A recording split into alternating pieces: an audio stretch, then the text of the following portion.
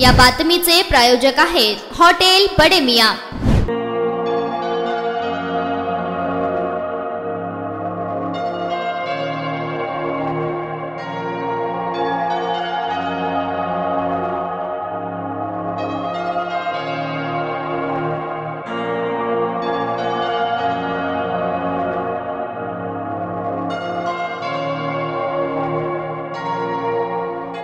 फळांचा राजा आंबा सोलापूरच्या मार्केटमध्ये दाखल झाला असून विविध जातीचे आंबे सोलापूरच्या लक्ष्मी मार्केट परिसरात विक्रीस उपलब्ध आहेत। अक्षय तृतीय निमित्त मोठा मान आंब्याला असतो, त्यानंतर देखील मोठ्या प्रमाणात बाजारामध्ये आंबे दाखल होताना दिसत आहेत। हापूस, देवगड, केसर, कर्नाटकी, लालबाग तसेच गावरान आंबा विक्रीस उपलब्ध आहेत। सोलापूरच्या लक्ष्मी मार्केटमधील फळांचा आढावा घेतला आहे लोकप्रधान न्यूज चॅनलचे प्रशिक्षणार्थी पत्रकार डॉक्टर जगताप मुरलीधर काळे, निलेश कोटा यांनी। वातावरणाच्या सीझनमध्ये जे 3 ऋतू आहेत भारतामध्ये, त्या 3 ऋतूमध्ये आपल्याला फळांचे बाजारामध्ये आवक जाणून येते।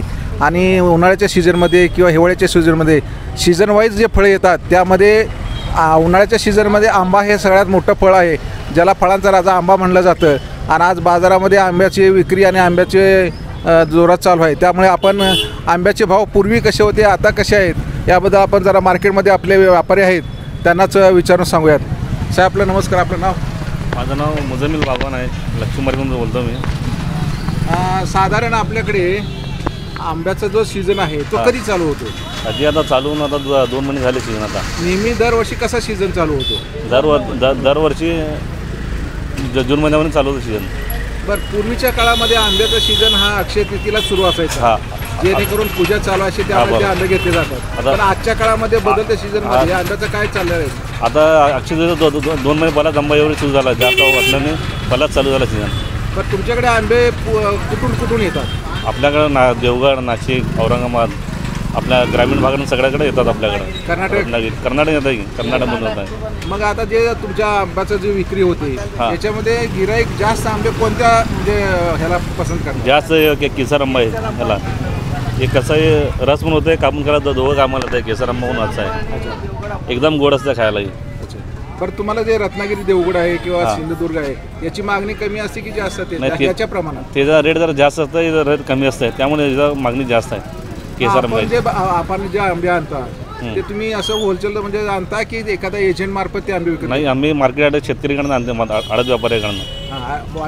व्यापारीकडून। आता हे बाहेरचे आंबे झाले रत्नागिरी किंवा हे नाही, इकडला आपला ग्रामीण भागातला तिथं आपल्या पूर्वी ग्रामीण भागात आंबे यायचे ते झाडाचे, त्या आंब्याची आवक जास्त आहे का? तसं आता आवक भरपूर आंब्याची आता अक्षय तृतीयेला आंब्याची पूजा केली जाते किंवा रसाची पूजा केली, मग ते लोक जास्तीत जास्त कोणता आंबा पसंत करतात? जास्त आंबा केसर गेला, रसाला 1 नंबर रस होत आहे। दुसरा आंबा आहे तोतापुरी आहे, फक्त कापून खायचा आंबा आहे, त्याचा रस होत नाही, त्यामुळे जास्त प्रमाणात जास्त विक्री झाला आहे। तर दुसरी गोष्ट अशी आहे की तुम्ही हा व्यापार आंब्याचा फक्त सीझन मध्येच करता की पूर्वीपासून तुमचा हा व्यापार आहे? पुण्यापासून फक्त 4-5 महिने सीझन असते आंब्याचा, नंतर येत नाही। हा, मध्यकाळात उन्हाळ्याच्या सुरुवात झाली की आंब्याचा सीझन सुरू होतो, इतर वेळेस तुम्ही इतर व्यापार करता? दुसरा कलिंगड असतं, खरबूज असतं, जेवढं सीझन असतं तेवढं फळाचा व्यापार, वरच्या भागामध्ये फळाचा व्यापार असतो आपला।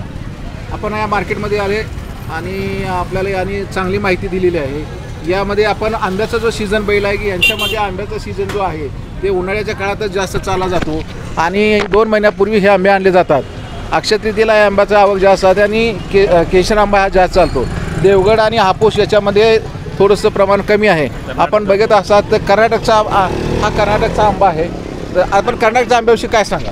हे कर्नाटक आंबाचा आहे, थोडा आंबट गोड असतं, त्यामुळे गिराईक जास्त घेत नाही आला।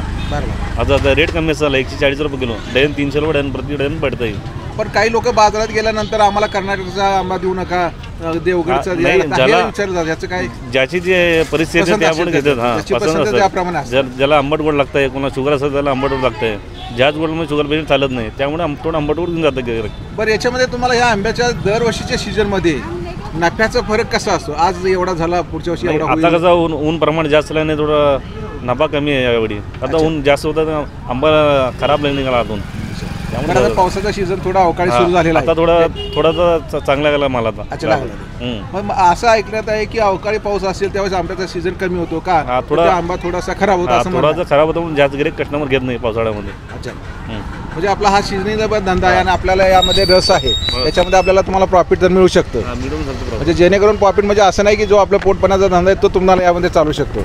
धन्यवाद साहेब. आपण बघत आहात या ठिकाणी सगळे आंब्याचे फळं आहेत आणि इथंही सगळ्या फळांचे राजा आहे आणि आपण यांची मुलाखत घेतली. धन्यवाद. आपण या आता आपण आंब्याच्या सीझनमध्ये आपण जे आंबे पाहिलेले आहेत हे फक्त उन्हाळ्यामध्ये मार्चपासून चालू होतात ते एप्रिल. पावसाळा सीझन असला तरी थोडाफार सीझन कमी होतो आणि त्यामुळे आंब्याचा सीझन यावर्षी चांगला आहे असं मी आपला नमूद करतो. धन्यवाद.